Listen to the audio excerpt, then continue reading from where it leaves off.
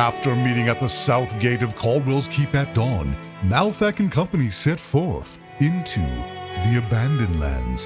Heading west towards the only bridge that crosses the River Green for many a mile, the party begins their journey to the Varisian Ruins. For it is within the ruins that an ancient relic known as a wizard's glass, sought after by their employer Philiard Fatbatten, is rumored to exist in an abandoned temple.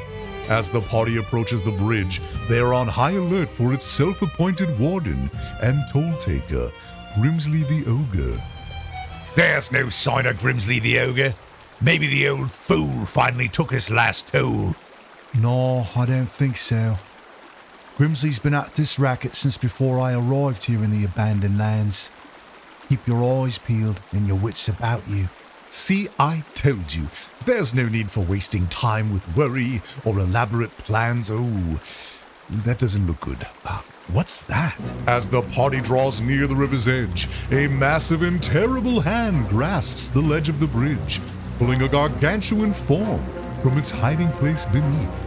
A mischievous and toothy grin greets the party as Grimsley the Ogre speaks. You pay toll. Gold. Right. Well then, it would seem the way to pay this toll is with gold. Seems simple enough. How much gold does he usually ask for? All of it. Grimsley wants all of our gold, and he won't be convinced we've given him everything until he's searched our corpses. No, this ain't going to end well. I see then. Let me do the talking. I have a gift for parleying with monsters, or so it would seem. Here goes. Grimsley, old boy, we have discussed the matter and we agreed to pay your toll. I shall now throw you my finest gold coin, right at your feet there. Allow us to pass now, and when we return, we shall bring you more. But first, we must pass the bridge to find more gold.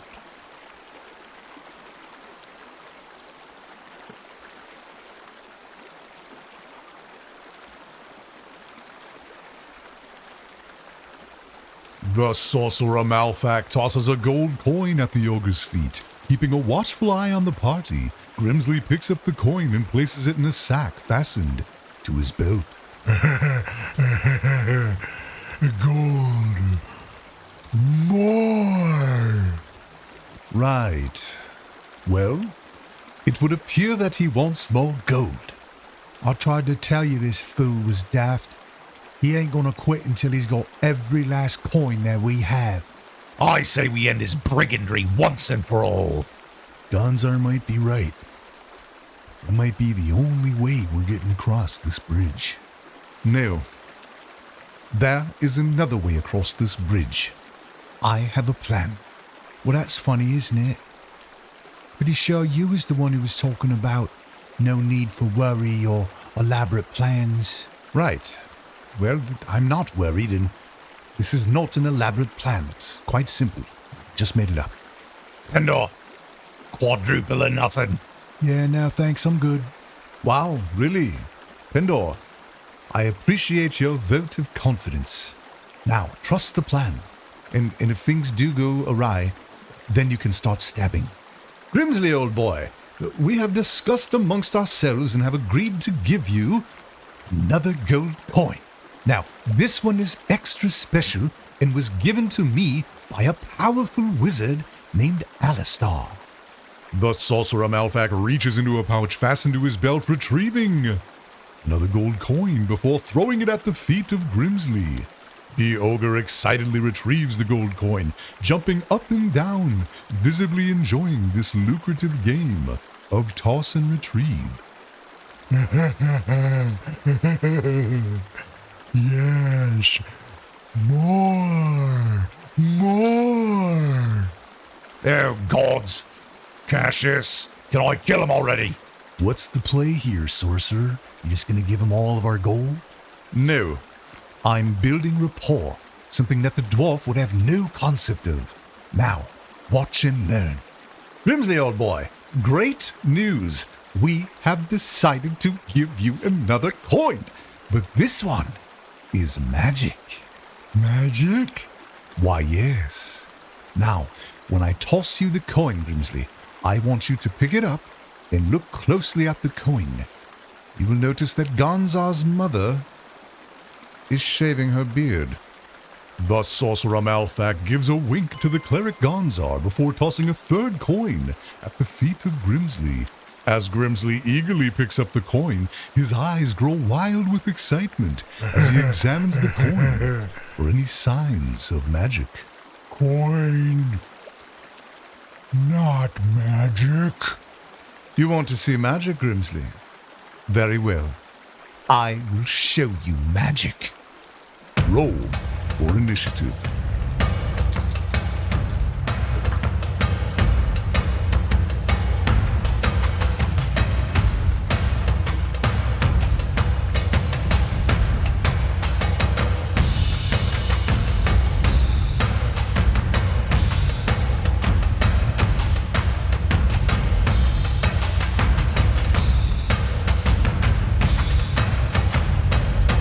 Sorcerer Malfak begins a series of somatic gestures, as if manipulating a small object with his hands.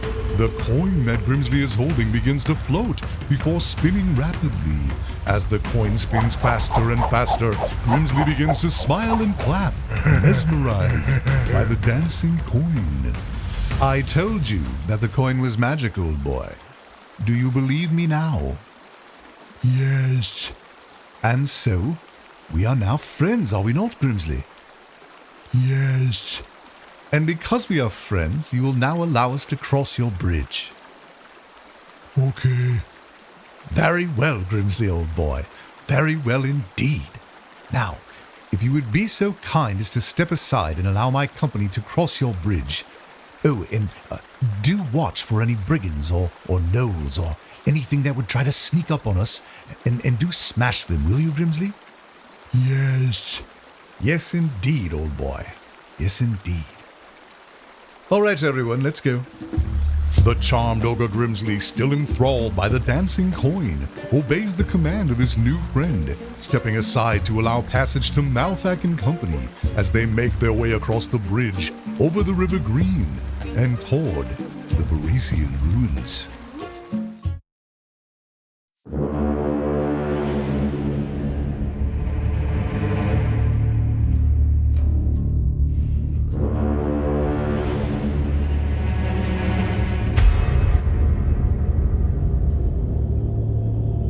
The journey to the Varisian Ruins is a tense and arduous 3 miles from the bridge over the River Green. The last mile is especially unsettling, for neither bird nor beast may be heard, as the party is left only with their thoughts and the winds, which would seem to whisper of ancient laments from an age of lost dreams that time had long since forgotten. The sky is a melancholic gray, and the clouds hang ominously low. It is here, at the edge of ruin, that Malfak Company first bear witness to Varisia, the city of the eternal night. Isn't that something? The solar orb hangs at its highest point in the sky, yet the ruins are engulfed in darkness. What foul sorcery is this? I am not entirely certain, but it does appear to be the foul kind of sorcery indeed. I don't like it. I wonder if this darkness has anything to do with Fatbatten's crystal. Well, there's one way to find out. Hey, Pendor, why don't you light up a torch? On it. As one may leave the warmth and light of a lit hearth and emerge into the darkness of a starless night, so too may one exit the abandoned lands and enter the damned city of Varisia. For although it is midday, the ruins would appear to be consumed by an unnatural and oppressive darkness. As the party searches for the temple rumored to possess the crystal, the abomination that is their living essence draws the ire of its undying denizens. Roll for initiative.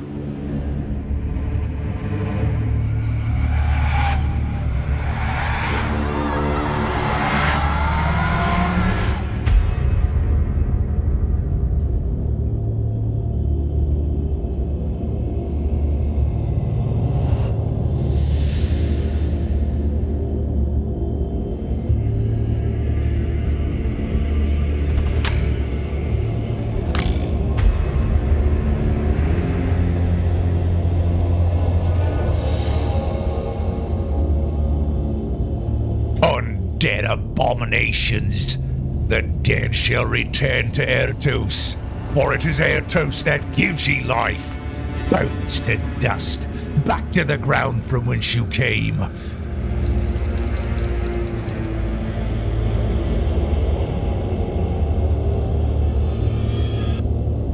The dwarven cleric Gonzar raises his shield, clanging his warhammer against its inner wall. A thunderous burst of light resonates through the undead creatures, causing them to turn and flee.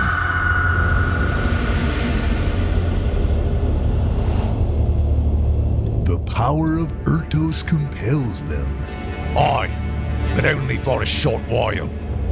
Then we better get inside of this temple and find Fatbatten's crystal. And then get the hell out of this place. Pendor, does that building ahead look like a temple to you? Sure looks like a temple to me.